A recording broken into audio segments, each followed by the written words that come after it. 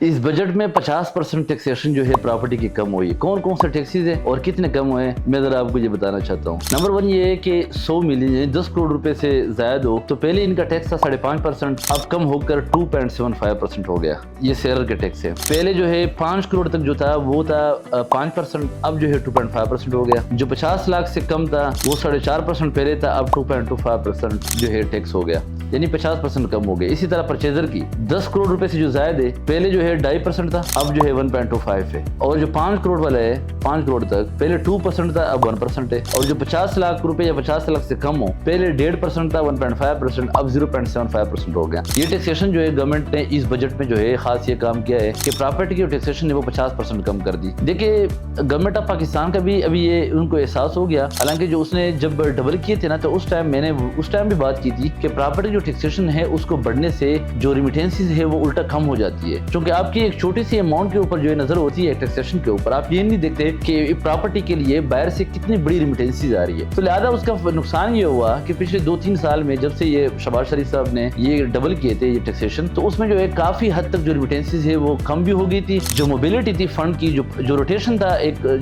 जो पेमेंट की मनी की रोटेशन थी मार्केट में रीस्टेट में, वो बहुत ज्यादा जो है वीक हो गई थी। लिहाजा अब इंशाल्लाह ताला पोटेंशियल जो है दोबारा आ जाएगी मार्केट में और रीस्टेट का काम जो है वो तेज हो जाएगा। क्योंकि रीस्टेट जो है प्रॉपर्टी जो है ये सिर्फ पाकिस्तान में इसलिए नहीं ली जाती कि मैंने घर बनाना है, बल्कि जो लोगों के पास एक्स्ट्रा पैसे होते हैं, जो वो समझते हैं कि मुझे कुछ प्रॉफिट दे दे, तो वो ज्यादातर जो है प्रॉपर्टी में रोटेट करते हैं। गवर्नमेंट का तो पहले ये ख्याल था कि जी इंडस्ट्री लग जाएगी, जो पैसा है वो इंडस्ट्री में चला जाएगा, लेकिन ऐसा नहीं हुआ।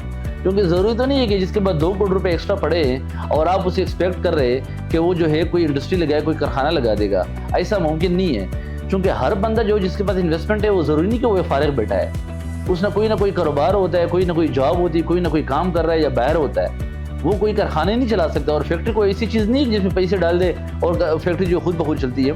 उसके लिए टाइम चाहिए, उसके लिए मैनेजमेंट चाहिए, उसके लिए स्किल चाहिए, उसके लिए एक्सपीरियंस चाहिए। तो लिहाजा इसी तरह जो है अगर आपकी नज़र सिर्फ ये हो कि जो मार्केट में, पाकिस्तान की मार्केट में जो एक पेमेंट की रोटेशन है, जो प्रॉपर्टी में रोटेट हो रहा है, ये पैसा हमने फैक्ट्री में कन्वर्ट करना है, ऐसा मुमकिन नहीं है। इसके लिए प्रॉपर आपने कवानीन और सिस्टम बनाना है और लोगों को जो है, इन्वेस्टर्स को, सरमायादार को जो है कन्विंस करना है। इसी तरह इसे नहीं होती है। वो उसका नुकसान ये हुआ कि न फैक्ट्री चली, न इंडस्ट्री चली, और उल्टा जो पाकिस्तान की मार्केट से पैसा है वो भी दुबई चला गया।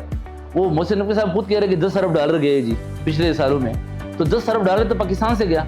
हम रेमिटेंसी के लिए खुद इंतजार करें कि इधर डॉलर आ जाए, उल्टा जो है यहाँ करंट डेफिसिट कितना जो है कम हो गया। तो लिहाजा बात ये है कि इस जो उसने काम किया, मैं तो समझ रहा था कि इससे भी कम करना चाहिए था। अभी जो है उसने 50% कम किया, इसको 89% कम होनी चाहिए, क्योंकि बहुत ज्यादा रोटेशन हो। एक प्लाट जो है महीने में 10 दफा जो है सेल होना चाहिए। लिहाजा पाकिस्तान को फायदा होगा और पेमेंट की रोटेशन होगी और जो है मार्केट चल पड़ेगी। बहुत शुक्रिया।